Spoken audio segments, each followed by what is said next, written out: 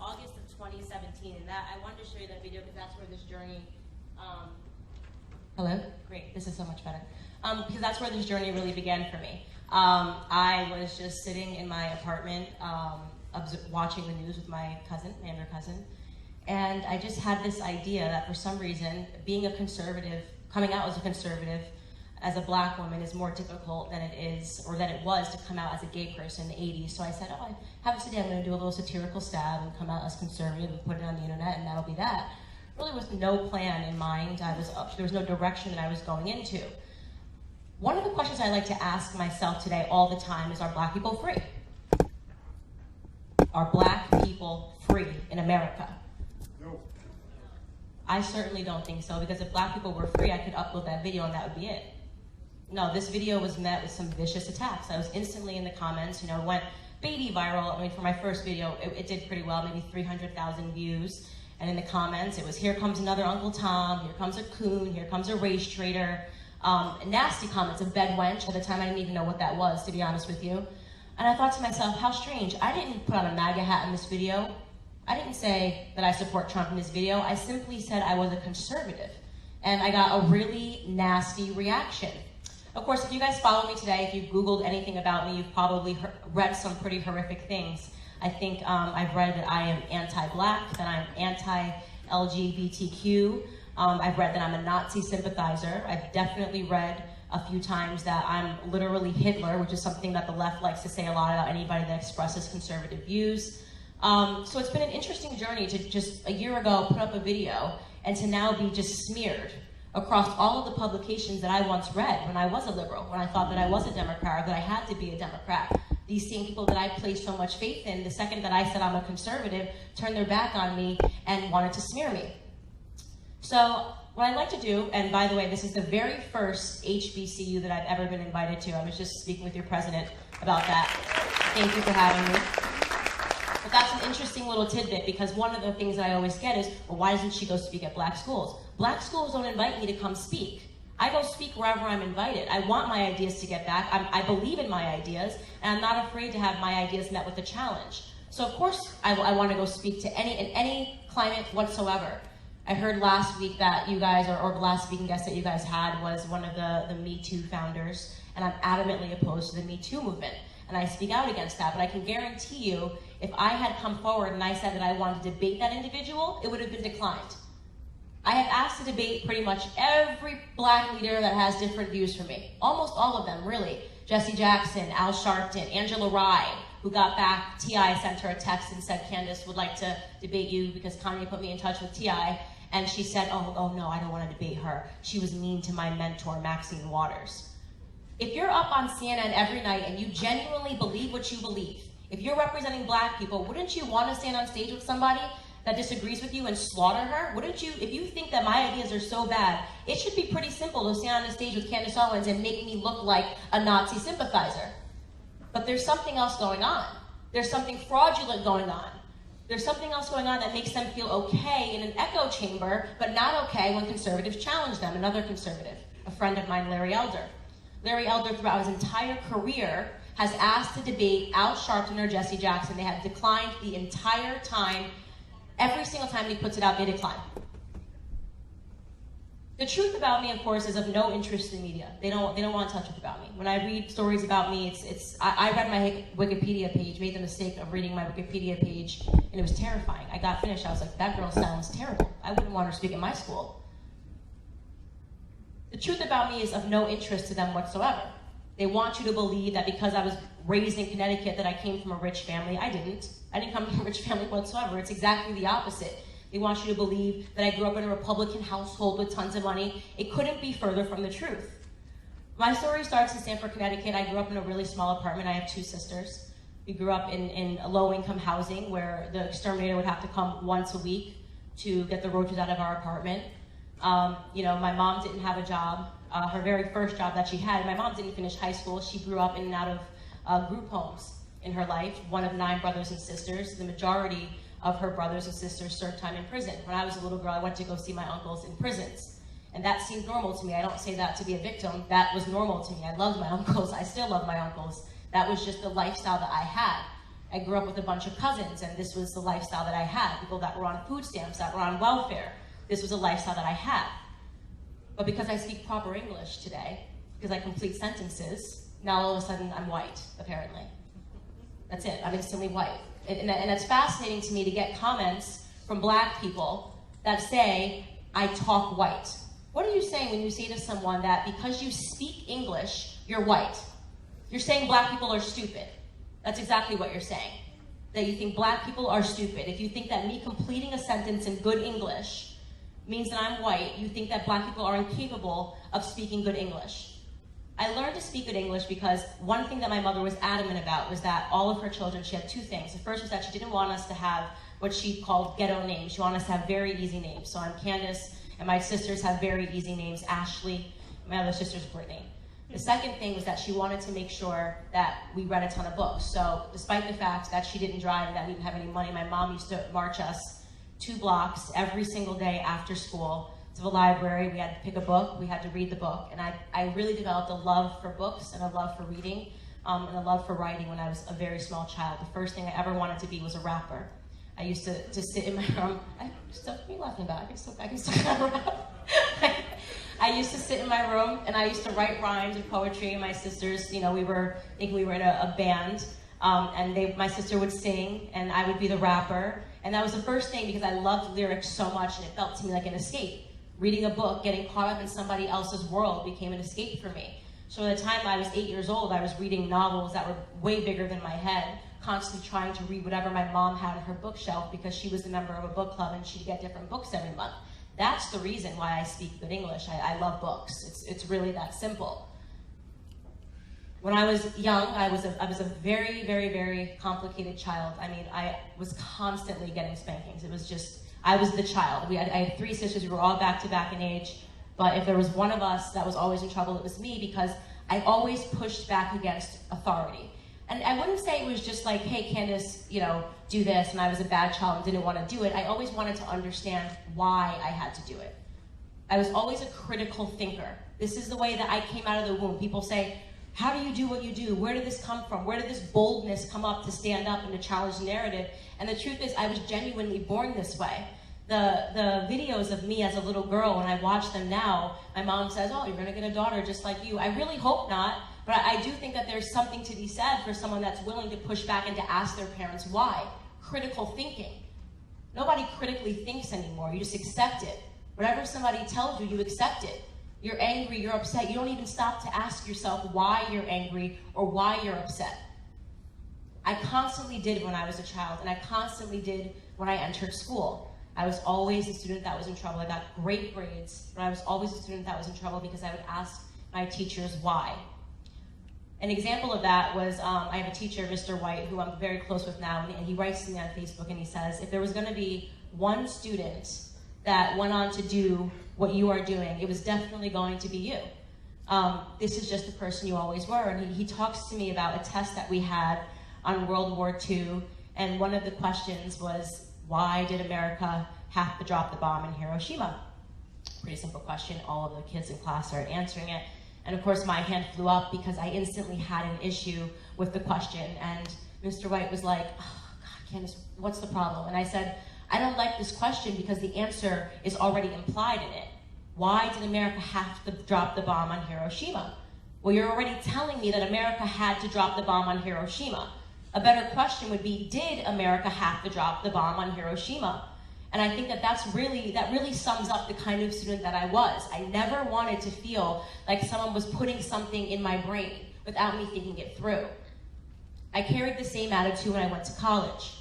I chose journalism as a major, which is quite interesting now since most journalists hate me, because I think that they are the biggest part of the problem in America. They are the biggest sowers of division in America, are the journalists today. When I was in school, I was forced to take, for my gen ed requirements, Feminism 101. Does anybody take feminism courses here? Do you guys have, do you guys have feminism courses here? Good. Good. I hate feminism. So, don't worry, I'll get into it. Yeah, I know. Surprise. Yeah. So So I was forced to take Feminism 101. It's interesting, I know. You're like, how can you say you hate? I hate feminism. I am not a feminist, proudly not a feminist, and I can explain to you why. So my freshman year, I was in this course, and I had no feeling about whether I was feminist or not. I didn't really care for it. I honestly didn't know why I had to take the class. Least of all, why I had to pay for it. You know, when you're in college, you're the person that's paying for the classes. So to be forced to take something that has nothing to do with your major seems a little weird. Why are we suddenly taking classes like Feminism 101 and Gender Studies as opposed to taking hard academics?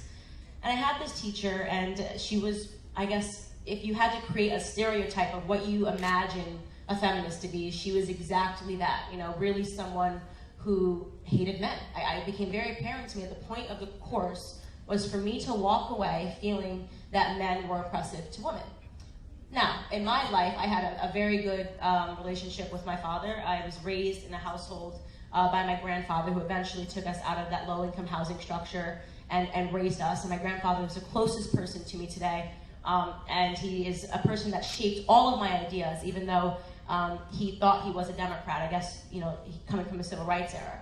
So growing up in a household with my grandfather, who was born in Fayetteville, North Carolina, his first job was when he was 5 years old, picking cotton and laying tobacco out to dry in a hot attic. He married my grandmother when he was 17, stayed married to her until her dying day in 2013. And to me, their relationship represented something that was very healthy. The archetype of a man, the archetype of a woman. It was the most steady thing in my entire life and in my entire childhood, because my parents had a very hectic and erratic relationship until they separated. So arriving into a household where people were into a classroom, where people were trying to disrupt that archetype and suddenly say that this was all toxic. I was hearing phrases I had never heard before, like toxic masculinity. That's a new one. I think that's emerged in the last 5 years. Toxic masculinity, like being a man is toxic. You know, all of these ideas, which in my opinion have turned men into wimps. I mean, I'm just going to be honest with you. Seeing men walk around in t-shirts that say I'm a feminist, I don't like it. I think that there are things that women bring to a table and we should be proud of that. There are things that men bring to a table and we should be proud of that. And trying to disrupt and have women be men and men be women is something that I personally didn't know I was uncomfortable with, but became consciously uncomfortable with in this classroom.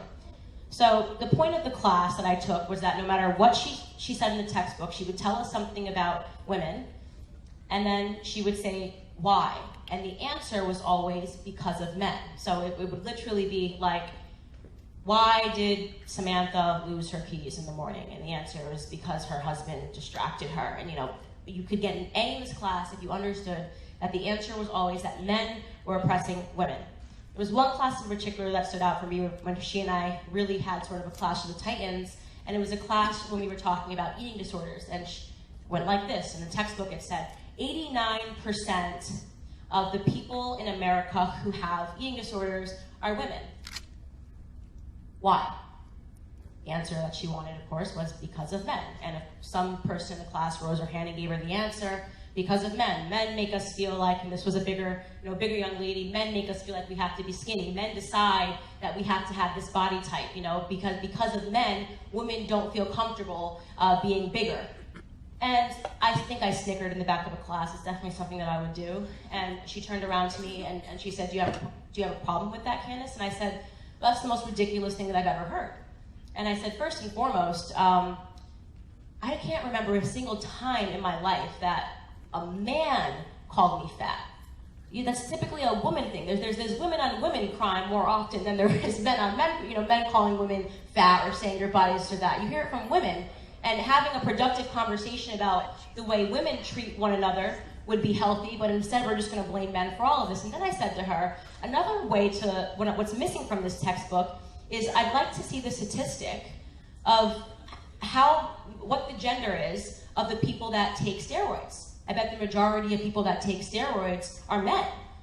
Is that because of women? Are we oppressing men to make them feel like they have to have muscles? Or have we just, as a society, decided what a desirable body type is? Rather than blaming women or blaming men, this is what we have decided is desirable. So at that point, she said to me, you know, this, Candace, I feel like you were sent to me from the men's department. I'm trying to teach you something, and you're constantly, not accepting this information. And I said, this one's particularly hard for me to accept. And we went back and forth, and I introduced to her in that moment, in that year that I had an eating disorder. I was standing in a classroom as someone who had anorexia, which had nothing to do with men whatsoever. It had something to do with me trying to assert control over my life, because I had, I was the I guess you could say the victim, I hate that word, of a hate crime when I was in high school. And the way that I dealt with it emotionally was by harnessing and having an eating disorder. And yeah, I'm standing in a classroom and a teacher is telling me that my eating disorder is a result of men. No, it's not, I'm living it. How can you tell me, how can you teach me something when I'm telling you that I'm living it? It was a very interesting moment, because I didn't place it in the political spectrum. I didn't care about politics whatsoever. I was not invested in politics whatsoever. But in that moment, I think I was learning very early on the difference between what I have defined as liberalism and conservatism. The perspective of liberalism teaches us that no matter what you go through in life, there is someone that you can point to that is to blame, okay?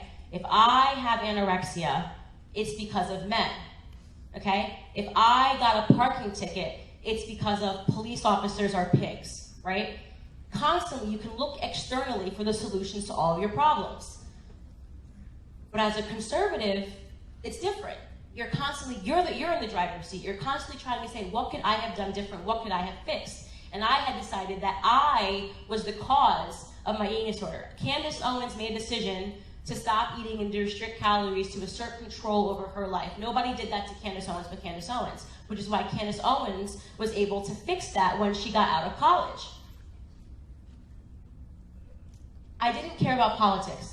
But I think now, I was always a conservative, I just didn't know it. I wasn't awake to it, because I went through the public school system, and when I got out of high school, I believed that Republicans were racist, that Democrats saved us at every single turn, that liberals were our allies, and that conservatives hated us, and they harbored ill will towards black people. I think the majority of black people, when they come out of the public school system, feel that same exact emotion. It's very rare that you're going to find a young black person that tells you that they're conservative. That's just simply the way it is. All of that changed in 2015 when Donald Trump announced that he was running for the White House. When he ran for the President of the United States, when he announced he was running for the President of the United States, my first instinct was, hell no. There's no way that this guy that I've watched on TV saying you're fired, right? I thought of him as like a cartoon character, is going to be in the White House. There's just no way. I was on the Bernie train. This is going to be, Bernie sounded like my guy. This guy sounds good. This guy sounds like he knows what he's talking about. Donald Trump? No, absolutely not. But then something really weird happens. I didn't like the way Donald Trump spoke. It wasn't presidential. We just had Obama for 8 years, and he spoke so well. He made you feel comfortable when he spoke. We're going to go to this guy, Donald Trump? But then something else happened. I didn't want him to be in the White House because I didn't think he was presidential. But what I didn't think, not a single moment did it pass my mind, that he was sexist, that he was racist, that he was a misogynist, that he was a rapist, that he was incestuous. At one point they were saying that he wanted to sleep with his daughter. Literally. At one point they were saying he had feelings for Ivanka. And I said, wow, that was a really fast turnaround. He went from being someone that was on TV for years to suddenly being a person that I was supposed to instantly believe and process was a racist, sexist, misogynist, literally Hitler, Nazi defender in 5 seconds. It was a little too fast for me because I grew up listening to hip hop, and in hip hop music they loved Trump. Yeah, hip hop songs. There was always sipping poolside at Mar-a-Lago, like Trump. There were always lines in hip hop songs about Trump. Okay. Now the second he announces that he was going to run for the White House, I was supposed to believe that he was a racist. You don't think that that's weird? I did. Maybe you didn't think it was weird. I thought it was weird. I thought it was just too fast of a turnaround. That I was suddenly supposed to believe he was racist. So in that moment, and at the time I was working in private equity, I asked myself a question. Is it possible, is it just possible, that racism is being used as a theme to turn black people into single issue voters? Is it possible? Forget yes or no. I said, is it possible that racism is being used as a theme to turn black people into single issue voters? Is it possible that every 4 years they drum up themes of racism so that you will vote how they want you to? So that you will vote emotionally and not rationally? Well, let's test it out. I mean, talk about some things that happened during the 2016 election cycle. Every single night in the 2016 election cycle, they had Black Lives Matter on the news. They were talking about black issues. We were seeing up on the screen that black men were being gunned down by police officers, and that was the theme that was plucked, right? This person got shot. This lady from Black Lives Matter is here to talk about what's going on in the black community. Timing was really suspicious to me. It just seemed like, wow, this is really every single night, racism, racism, racism. It felt to me like maybe they were just trying to shove this down our throat, you know? And so I decided that instead of acting emotionally, because what person in their right mind would not be upset and emotional after watching Philando Castile get shot in his car? I cried when I watched it. Of course I cried. It was all over the news, and of course I cried. So then the question becomes, I stopped and I asked myself, but why are they showing this to me? I did a little research, and it turns out that that year, 16 unarmed black men were shot and killed by police officers. From a rate perspective, percentage-wise, more white people unarmed were shot by police officers and killed. More Hispanic people unarmed were shot by police officers and killed. And police officers were 18 and a half times more likely to be killed by a black man than the other way around. That's just the facts. You can say shut up to the facts. You can say shut up to the facts. I'm not, you know. That's actually a fact. You can look up the numbers when you're all done and you process this. You can look up the numbers and see whether or not I was right or wrong. But that's just the thing. So instantly I just said numbers. I didn't assess the numbers. I just told you the numbers, and the response is shut up. Shut up. I don't want to hear the numbers. I like my emotions so much, just shut up. It's ridiculous. But this is exactly it. This is the problem that we have as a community, that they can bank on the fact that rather than ever sit down and logically think and critically assess anything, you're just going to say, shut up, I don't want to hear it. I don't want to hear it. I don't want to hear it. I don't care if the number was 18, I don't want to hear it. It shouldn't have even been 18. It shouldn't have even been 16. It shouldn't have been 13, I think it is down to this year. But that's an interesting thing. 0.00004% of the black community will be shot and killed unarmed by a police officer every year. So, as a black man, you have a higher chance of being struck down by lightning than you do of being shot unarmed by a police officer. That's a fact. Go ahead, somebody give me the shut up, I don't want to hear the facts. I hate facts, okay? That's the fact. Why do facts make our community so uncomfortable? Why does it make you uncomfortable? It's a fact. What I just said was a fact. I didn't assign any emotion to it. That's a fact. You're not eating apples and orange. You talking crazy. How is that an apple and an orange? You don't debate me. I'm not talking. I'm asking you a question. Let me get through this. I'm going to allow anybody to ask a question that wants to. But at a certain point, whether the facts make you uncomfortable or not, this is the journey to realizing that we are an emotional community. And if you know that a community will always respond emotionally, you are the easiest people to plug. It's fact. If I know that no matter what, you will place your emotion above facts, it is so easy to get your votes. It is so easy.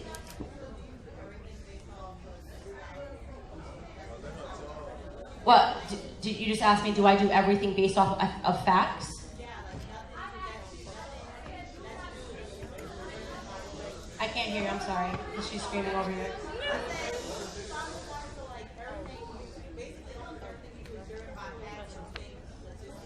No, it's not.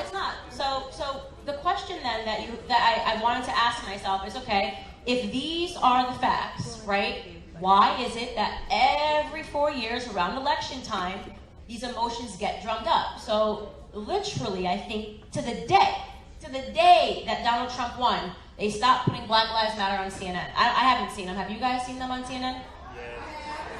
You've seen them on CNN? All right, I genuinely have not seen them, and I watch a lot of news, but perhaps they have been.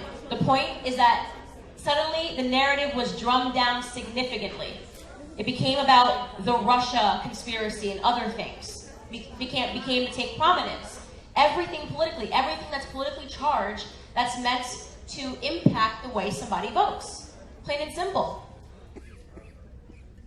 You asked me if I base things on facts. Yes, I largely base the way that I act on facts, or at least organizing it.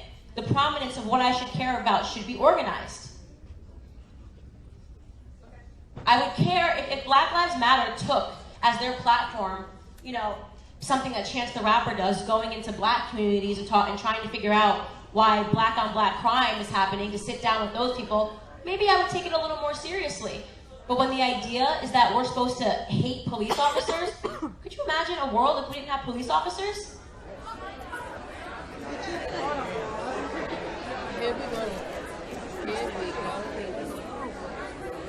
You genuinely, you're comfortable with the world if we didn't have police officers? No. That seems so insane. That seems insane to me. Go ahead. I don't think that's what anybody's saying.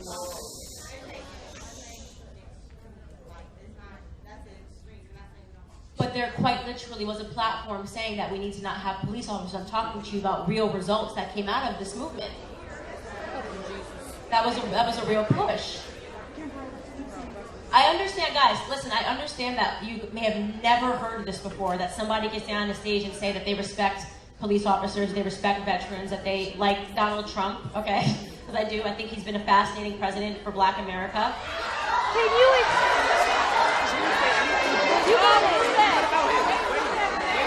Okay. All right, hold on for a second. Let her. I'm going to let you turn in some questions so we can get to some of those. If we just jump in and out, we're breaking it up.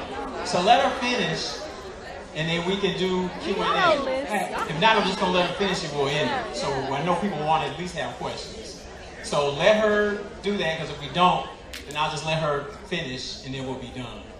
Okay? If the narrative going into it was that Donald Trump was a racist, he's doing a really bad job at racism.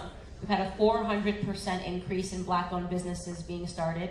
We have Black unemployment at an all-time low. We have more people off of food stamps than ever before.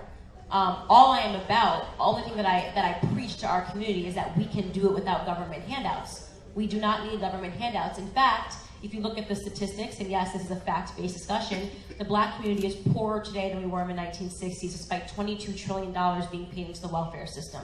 The welfare system was created by a racist president. Lyndon Baines Johnson was an avowed racist. He called the 1964 bill, it's on record, and actually, liberals don't dispute it. So you can go to Snopes.com for this, and they are known to be liberal, okay? He called the Civil Rights Bill of 1964 the nigger bill.